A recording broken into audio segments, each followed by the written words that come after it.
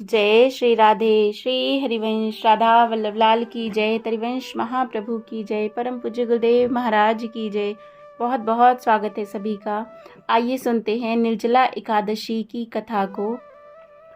एकादशी का व्रत भगवान को बहुत बहुत ही प्रिय है, लेकिन निर्जला एकादशी तो बहुत बहुत ज़्यादा इसका महात्म्य इसलिए है क्योंकि अगर कोई निर्जला एकादशी का व्रत पूरे नियमों के साथ करता है तो उसे 24 एकादशी का फल एक साथ मिल जाता है। क्योंकि 24 घंटे बिना जल के, बिना फल के, बिना किसी चीज़ के कोई व्रत धारण करता है तो उसे 24 एकादशियों का फल मिलता है। कितनी अद्भुत बात है ना। तो आइए हम निर्जला एकादशी की कथा को सुनते हैं। प्रेम से कहिए जय जय श्री राधे श्याम। भीमसेन व्यास जी से कहने लगे। तो भीमसेन भगवान व्यास से कहते हैं, हे पितामह, भ्राता युधिष्ठिर, माता कुंती, द्रौपदी, अर्जुन, नकुल और सहदेव आदि सब एकादशी का व्रत करने को कहते हैं, परंतु महाराज मैं उनसे कहता हूँ कि भाई मैं भगवान की शक्ति पूजा आदि तो कर सकता हूँ, दान भी कर सकता हूँ, परंतु भोजन के बिना नहीं रह सकता। इस पर व्यास जी कहने लगे कि हे भीमसेन, यदि तुम नरक को बुरा और स्वर्ग को अच्छा समझते हो तो प्रति मास की दोनों एकादशियों को अन्न मत खाया करो। भीम कहने लगे कि हे पितामह, मैं तो पहले ही कह चुका हूँ कि मैं भूख सहन नहीं कर सकता। यदि वर्ष भर में कोई एक ही व्रत हो तो वह मैं रख सकता हूँ, क्योंकि मेरे पेट में वक्र नाम की अग्नि है, सो मैं भोजन किए बिना नहीं रह सकता। भोजन करने से वह शांत रहती है, इसीलिए पूरा उपवास तो क्या, मैं एक समय भी बिना भोजन के नहीं रह पाता हूँ। अतः आप मुझे कोई ऐसा व्रत बताइए ना जो वर्ष में केवल एक बार ही करना पड़े और मुझे स्वर्ग की प्राप्ति हो। व्यास जी कहने लगे कि हे पुत्र, बड़े बड़े ऋषियों ने बहुत शास्त्र आदि बनाए हैं जिनसे बिना धन के थोड़े परिश्रम से ही स्वर्ग की प्राप्ति हो सकती है। इसी प्रकार शास्त्रों में दोनों पक्षों की एकादशी का व्रत मुक्ति के लिए रखा जाता है। व्यास जी के वचन सुनकर भीमसेन नरक में जाने के नाम से भयभीत हो गए और कांपकर कहने लगे, तो अब मैं क्या करूं? मास में 2 व्रत तो मैं नहीं रख सकता। हाँ, वर्ष में एक व्रत करने का प्रयत्न अवश्य कर सकता हूँ। अतः वर्ष में एक दिन व्रत करने से यदि मेरी मुक्ति हो जाए तो ऐसा व्रत बताओ। यह प्रश्न बहुत से लोगों का है, क्योंकि आज के समय में कोई भूखा नहीं रह पाता है। यह सुनकर सुनो व्यास जी क्या कह रहे हैं।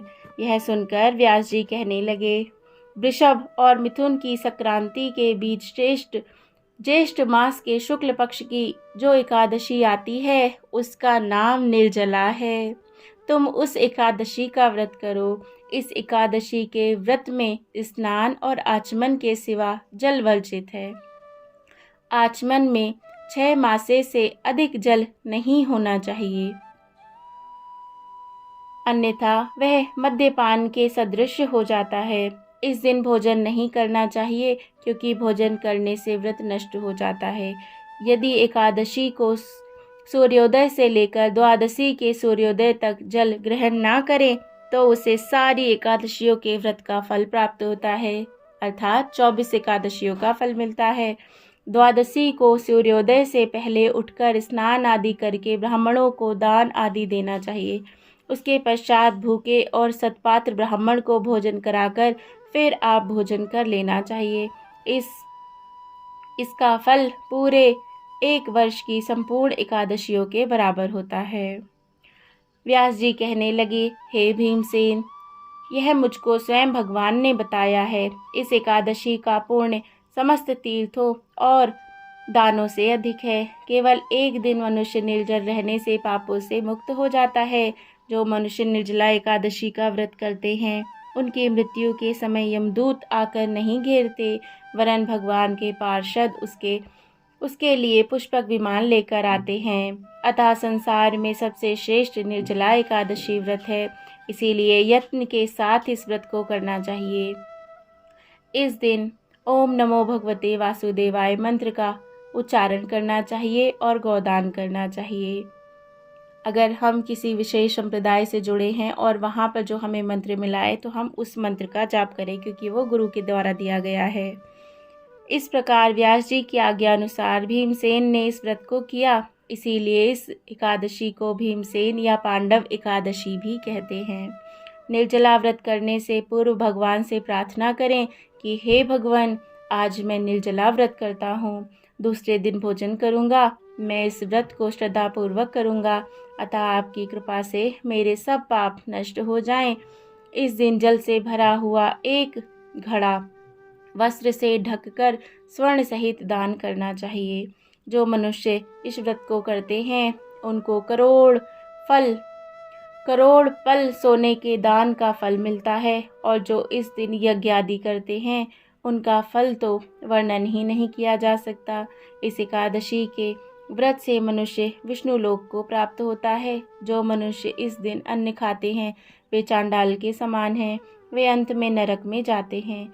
जिसने निर्जला एकादशी का व्रत किया है वह चाहे ब्रह्म हत्यारा ही हो, मद्यपान करता हो, चोरी की हो या गुरु के साथ द्वेष किया हो, मगर इस व्रत के प्रभाव से स्वर्ग को जाएगा। हे कुंती पुत्र, जो पुरुष या स्त्री श्रद्धापूर्वक इस व्रत को करते हैं उन्हें अग्रलिखित कर्म करने चाहिए। प्रथम भगवान का पूजन, फिर गोदान, ब्राह्मणों को मिष्ठान व दक्षिणा देनी चाहिए तथा जल से भरे कलश का दान अवश्य करना चाहिए। गोदान करना या फिर ब्राह्मणों को बुलाना, अगर थोड़े लेवल पर हम कर सकें, जैसे मंदिर में जाकर थोड़ा मिठाई दे सकते हैं ब्राह्मणों को, है ना। गोदान करना शायद सबके लिए संभव नहीं है, और थोड़े से फल दान कर सकते हैं और साथ ही जल से भरा हुआ कलश भी दान कर सकते हैं, मिट्टी का घड़ा, इतना कर सकते हैं। ये इजी है करना, तो इतना कर लेना चाहिए। निर्जला के दिन अन्न, वस्त्र, जूती आदि का दान भी करना चाहिए। जो मनुष्य भक्ति पूर्वक इस कथा को सुनते भी हैं उन्हें भी भगवान की भक्ति प्राप्त होती है, भगवान का धाम प्राप्त होता है। जय जय श्री राधे। तो इस तरह से ये एकादशी के व्रत की कथा और नियम है यहाँ पर किस तरह से करना है। इस दिन ज़्यादा बोलना नहीं है, किसी की निंदा चुगली तो बिल्कुल नहीं करनी है, कम से कम बोलना है, और खाना पीने के बारे में सोचना भी नहीं है। भगवान के बारे में सोचना है, उनका नाम जप करना है, उनका ध्यान करना है, उनके नाम का कीर्तन करना है। तो हमें सारा फोकस भगवान में रखना है, इस बात का बहुत ख्याल रहे, और किसी की निंदा चुगली बिल्कुल नहीं हो, इस बात का भी बहुत ख्याल हमें रखना चाहिए। तो एकादशी की जय हो। जय जय श्री राधे, जय जय श्री राधे श्याम।